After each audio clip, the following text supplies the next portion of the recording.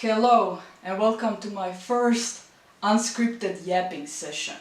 I'm trying to please the algorithm because the videos that I usually make take an excruciatingly long time to make, unfortunately. I'll still keep making the old kinds of videos, so don't worry. But this time I'm trying to do something that requires less editing and less time management. So if you're new here, my name is Matea and I make videos about animism, and I want to destigmatize everything related to spirits or spiritual phenomena. And in this video I want to talk about thoughts. So, are thoughts real? This is an idea that made me question everything that I thought I knew about the world when I was 21. So we all know that 21 is that period when you become a grown-up and you start thinking like a grown-up, you start analyzing things more and thinking about life more. When I was 21, I was already a member of a philosophy organization for 2 years, and I was learning a lot of interesting things, but it wasn't until that time that I started thinking about everything that we were learning in a more deep way, in a more understanding way. Because before that, I, like all of you and most people on the planet, have been spoon-fed the idea that everything that happens in our mind is inside of our brain. Like there's a projector or a screen somewhere inside, in some weird way, that our brain is observing the images and thoughts that we see, and it's creating the images and observing, and it's all happening in the brain. Emotions and thoughts and sensations, everything is, all of that is happening inside of our brain. This is what I thought was going on because we were all taught that in school, we were all taught that by watching documentaries about the brain and the human psyche. So I never questioned that until one point, when I was first starting to experiment with meditation and magic, and even before psychedelics, I started to question if thoughts are real. So I didn't just leave it at that. I tried to experiment with my friends and see if I can pick up their movements of thoughts, their emotions and stuff like that. And it turned out that you can do that. So I was confused, like, how the can I, a mere Croatian 21-year-old girl, do something like that? And it turns out it's something that probably everyone can do, and it's not unusual. So I stumbled upon on a couple of YouTube channels and articles that talked about psychical research. I was skeptical at first, not because I was like hardcore materialist, I didn't want to believe it. It was more like, okay, why didn't I see this before? Why the is this so public and available, but no one I know knows about it? So I started to research, and it turns out that telepathy is proven, it's well established, but the mainstream academia doesn't want to accept it, so it tries to debunk it by making experiments over and over and over again. And we know in science that something is a fact if we can prove that by doing the same exact experiment over and over again. This is what the mainstream academia wants us to believe that they're doing, when in fact they're doing those experiments but slightly different. If we're talking about parapsychology, we cannot exclude the human psychology from the equation. So if you're making an experiment in a completely different environment than it was originally done, it's not the same experiment. That doesn't mean that you need the exact same room, the exact same people to create an experiment. You just need to consider the things that were happening when that experiment was done. For example, if the researchers in the first experiment that yielded positive results, if we're talking about telepathy or ESP, if the experimenters were friendly, open-minded, chill, the subjects would be more relaxed and would produce more results. So if you create another case where that's not present, the researchers are stiff, angry, overly rational, expecting results, expecting you to prove yourself, prove your telepathy, you psychic motherfucker, prove it! I'm looking at you, you're automatically creating a very different environment for the experiment. What's generally being said in the academia about the experiments that prestige colleges in the USA do when it comes to debunking parapsychology is that they have better equipment, more expensive equipment, better control system. And it's all to make us see, if you cannot prove what you think is true within our environment, that means it's not true because our environment is superior. It's more expensive, it's more advanced. But what about the people that are doing the experiments? What about the researchers? What about the environment that makes people feel uncomfortable or comfortable? Or if you're expecting too much? Or what about selection bias? Wow! They always say like, yeah, we consider selection bias. Do you? I've seen so many articles and videos talking about some kind of experiments. For example, some psychiatrist was trying to see if crystals work, so he picked the most layman people he could find and gave them a rose quartz and told them that they will feel love when they hold them. But that's not what you feel when you hold when you hold a crystal, you just feel the vibration. It's not like it immediately changes your mood or the way you're thinking. It takes time, like you can program what the crystals do, that's another topic. But the experiment that I'm talking about now had an obvious selection bias, and it's considered like, yeah, this is proof that crystals are stupid and they don't work.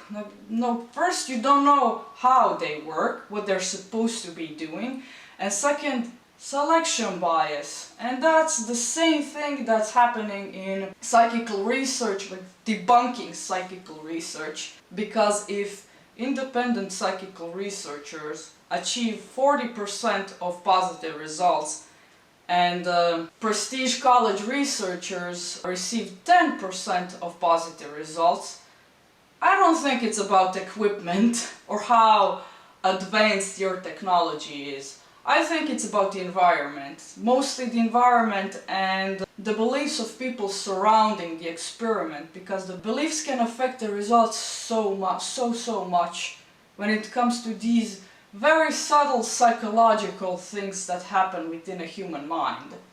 I'm not trying to convince you, the viewer, that telepathy is real. I'm just trying to tell you my story as a human being who tried these experiments with many of my friends, maybe 15 or 18, something around that. I need to count how many friends I did these experiments with.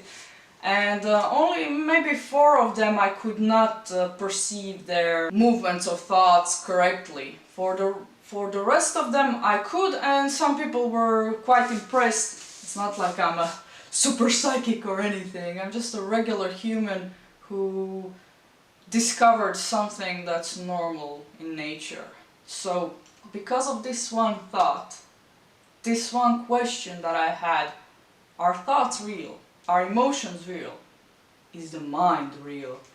This is what made me start to question our predominant worldview and start to actually experiment with reality and see if what I thought actually holds any water. And if you're thinking, of course thoughts are not real. What a stupid question. Thoughts are not physical. That's where you're confusing ontology with physicality. Let that sink in. I'm not here to convince you that your view of reality is 100% wrong. I'm just trying to invite you to think about thoughts, thinking about thinking, and to think what they actually are as a phenomena not as something you can observe as a neuroscientist looking at someone's brain from the outside, but as something we experience as individuals. And if you can experience your thoughts, they're real for you. And if someone else can come there and see, let's say they can read your mind, are those thoughts real? You can say no one can read thoughts. I don't know that, I can see just the movements of thoughts, but maybe some people can. Some indigenous practitioners, medicine men, train to gain those abilities. Let's say that there was a person, like in the movies or in anime, who could read thoughts, like read them clearly and see them. Why would it be so scary that they read your thoughts for a brief moment? Do you think that a person who reads hundreds of people's thoughts would care about your random ass embarrassing thoughts or something completely irrelevant? That person probably wouldn't care. But I'm not saying that there is a person like that. I don't know that personally. But I'm not afraid if they exist, because there's nothing extremely special about my thoughts that makes me afraid of someone seeing them for a brief moment when I pass by or if I'm waiting in line. If they read my thoughts, they're probably gonna see me thinking about thinking, or a song from a meme, like in a loop. Think about the reason why you want thoughts to not be real, or if you want thoughts to be real. Think about the reasons why you believe in things that you believe in. Regardless of our belief systems, everyone should think about why they believe in things that they believe in. But it's hard for some people because they've developed so many coping mechanisms and rationalization on top of the truth. So reaching that truth is an excruciatingly painful adventure. And I'm not here to say that I'm more advanced spiritually and metaphysically, I know everything. I'm just a white woman with dreads that likes to think. And I like to think a lot. And I think that thinking in productive ways is more important than just worrying about things. If your brain likes to talk to itself, use it for things like this. Thoughts and emotions are not some random, unimportant thing. They're the most important part of being human. And how we think about them affects how we view the world and how we view ourselves and how we interact with people. This question, if thoughts are real, this question alone helped me tremendously in gaining social intelligence, like not social intelligence, but social skills. Because before that, I used to think that all the other people had a lot more experience with reading body language or facial expressions or anything like that, but when I started to observe, it's literally not that. You use facial expressions and body language to communicate, but the underlying meaning and emotion behind certain words, certain ideas, they have to be picked up telepathically. And this sounds, to some people it will sound super weird, like what is this chick talking about? She's crazy. But it's true. Try to observe that when you're talking to people. It's not something that you learn. This is why, in my opinion, autistic people have a hard time reading other people's body languages, because they have to learn everything by heart, like memorize body positions, facial expressions, when the rest of us are just like picking up emotions and interpreting them and pretending like we're body language experts. Don't get me wrong, body language, the tone of your voice, the facial expressions, that all comes into play when you're interacting with people. But there's also another level, another layer. If you're missing it, you're going to have a hard time communicating with others. And it was especially true for me, because I used to think that I had autism. Turns out I don't, that's a whole other story. But my problem was that for the majority of my school years, elementary, middle, high school, People thought I was cringe, so they didn't really invite me to spend time with them. I lacked social experience in that, and in many cases I was gaslighted about my perception of things, and it was perception that had to do with regular physical things, nothing psychic, nothing subtle.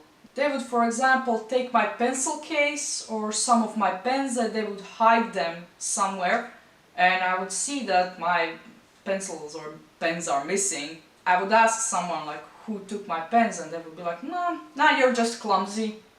You just forget things. You just don't see things. And when that shit happens to you over and over and over again, you stop trusting your perception and you stop trusting how you perceive things. And it affected how my social intelligence developed. I'm not saying that psychic perception can make your social intelligence go from 0 to 100. I'm just saying that it helped me personally tremendously, and it might help someone else. I also wanted to say that the way we think about mind and thoughts is influenced by our culture. And that's something to keep in mind, because the modern Western culture is not the only culture out there. This little book is very interesting, this book. It's called Mind and Spirit Comparative Theory, edited by Tanya Marie Lacherman. It talks about how different cultures perceive mind and the contents of the mind. There are cultures like the one in Ghana where they don't have the distinction between the sensory perception from the outside and sensory perception from the inside. And they also don't have a distinction between regular thoughts and hallucinations. The predominant view in our culture is that these cultures are primitive. They don't actually understand the brain. When in reality, we understand the physical brain too much that we created another imaginary layer on top of our reality that we perceive as real reality, which is ridiculous. It's kind of schizophrenic if you think about that. There's a lot of things in our modern Western culture that's actually kind of freaky, especially the way we think about things like psychic phenomena and the mind. I personally think that our culture has twisted how we perceive reality, and there's a whole historical reason behind that, which I'm not going to go into detail in this video because I would be yapping for 3 hours. So that's it.